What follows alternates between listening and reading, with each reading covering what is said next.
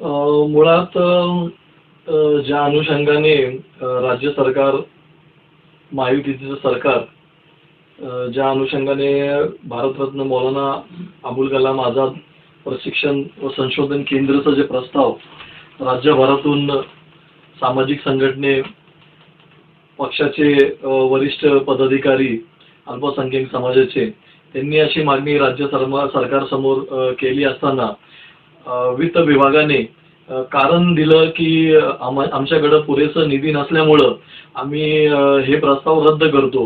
हे निंदनीय आहे. ते म्हणले की निधी पुरेसा नाहीये. पण आताच आपण बघितलं असेल की लाडकी बहीण योजना आली आणि त्याच्यावर 47,000 कोटीची तरतूद करण्यात आली आणि जाहिरातीवरती देखील मोठ्या प्रमाणामध्ये खर्च झालेला आहे. हेच मी त्यांना प्रश्न करतोय की तुम्ही निधी आणणार कुठून? राज्य सरकार एवढं कर्जात आहे, तर एवढं कर्ज असताना हे फक्त केवळ येत्या विधानसभेच्या निवडणुकीसाठी तोंडावर असताना यांनी हे प्रस्ताव आणलाय. आणि ह्याच्यामध्ये पण आपण बघितलं की बहुतांश लोकांना ही निधीचा फायदा होणारच नाहीये. जर आपल्याला द्यायचं असतं तर आपण असंच दिलं पाहिजे होतं. आणि त्याच्यामध्ये पण वित्त विभागाकडून अशी माहिती भेटते की आमच्याकडे तेवढं लोकसंख्या आहे, 25 कोटी लोकसंख्या आपली महाराष्ट्रात आहे, तर ते आपण उपलब्ध करू शकत नाही. जे आपण करू शकत नाही हे फक्त काही दिवसांवर विधानसभेची निवडणूक आहे, तर त्याच्यापोटी त्यांनी केलंय. आम्हाला तर हे फक्त एक आश्वासन आहे, एक फसवा आश्वासन वाटतोय. ह्याच्यामध्ये कुणाला जेवढं लाभ भेटला पाहिजे तेवढा लाभ भेटणार नाहीये. आणि आम्ही सरकारचा निषेध करतोय की ज्या धर्तीवर मुस्लिम समाज इथं राहतोय, वास्तव्य करतोय, आणि जे आमच्या अपेक्षा होत्या की बाबा आमचे मुले पण उंच शिक्षण घेतलं पाहिजे, PhD केली पाहिजे, MP च्या माध्यमातून हायर एज्युकेशन त्यांनी घेतलं पाहिजे, आणि मुस्लिम समाज हा मागासलेला समाज आहे, हे सच्चर कमिटीचा अहवाल आणि महमूदुर रहमान कमिटीचा अहवाल सांगतोय. हे मी सांगत नाहीये. त्या अहवालचा दखल घेऊन तरी यांनी ते मान्य करायला पाहिजे होता. आपण बघितलं असेल की बाहेर केरळमध्ये किंवा कर्नाटकमध्ये कुठल्या तरी राज्यामध्ये मुस्लिम समाजाला शैक्षणिकदृष्ट्या आरक्षण दिलेले आहे की आपल्याकडे सुद्धा 5% आरक्षण मंजूर करण्यात आलं, पण ते लागू करण्यात आलेलं नाही. तर त्याच्याबद्दल काय सांगाल? हेच तर दुजाबा हे माहितीचं सरकार करत आहे. मला हेच सांगायचं आपल्या माध्यमातून की जेव्हा उच्च न्यायालयाचा ऑर्डर आहे, आदेश आहे की आपण मुस्लिम समाजाला जे आरक्षण 5%चं आरक्षण महाविकास आघाडीच्या सरकारने ज्यावेळेचा प्रस्ताव आणला होता, कोर्टात ही केस होती, कोर्टाने आदेश दिला. त्यावेळेस 2014ला सत्तेत बदल झाली आणि महायुतीची सरकार आली. तेव्हापासून आपण हीच मागणी करतो, जे कोर्टाचा आदेश आहे त्याची आपण अंमलबजावणी केली पाहिजे. कोर्टाने आदेश काळामुळे दिले, कुठंतरी मुस्लिम समाज मागासलेला आहे त्याच्यामुळेच तर दिलं असेल ना. तर हे लोक करत नाही. दुजाभाऊची भूमिका मुस्लिम समाजाच्या सोबत करत आहेत.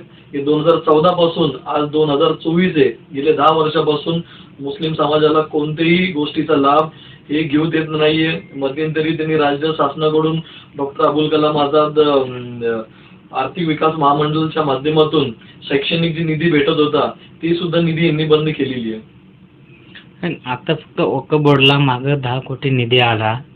मग त्या वक्फ बोर्ड जे होतं की त्याच्यामधून मग आपल्याला काही मदत घेता येत नाही का?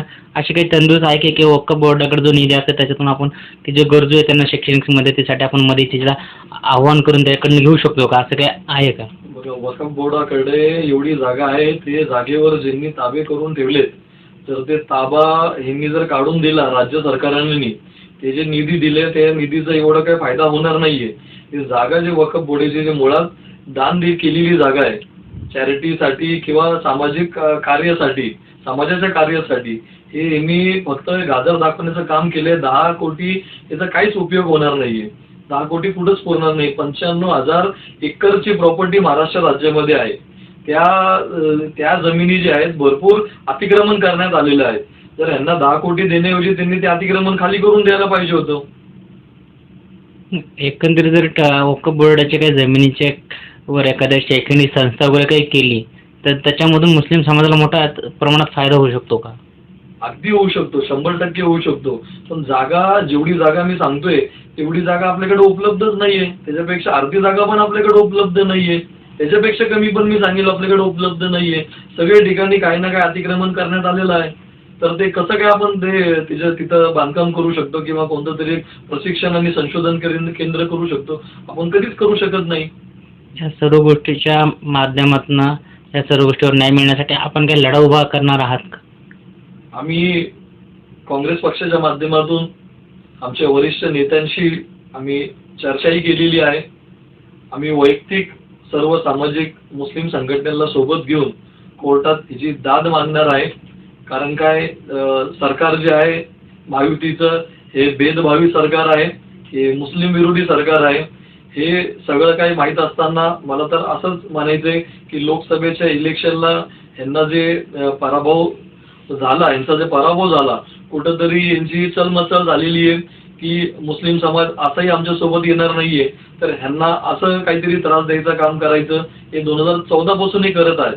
वेगवेगळ्या माध्यमातून कुठंतरी मुस्लिमांना टार्गेट करायचं आणि आपली पोळी भाजून घ्यायची. कुठंतरी राजकारण करायचं असेल तर आपण बघत असेल माध्यमामध्ये कुठेही बघा तुम्ही मुस्लिम हा शब्दाचा हे उल्लेख करूनच महायुतीची सरकार राजकारण करत आहेत. सत्ता यांची असताना सुद्धा हे लोक ते जन आक्रोश मोर्चे काढतात. ते जन आक्रोश मोर्चे काढण्याचं कारण काय? सत्ता तुमची आहे, सरकार तुमची आहे, सरकारमध्ये मंत्री तुमचे आहेत, संघटन तुमचे आहेत. हे जन आक्रोश मोर्चे जे काढतात, हिंदू जनजागृतीचे मोर्चा काढतात, ही जी मुळात गरजच नाहीत ना.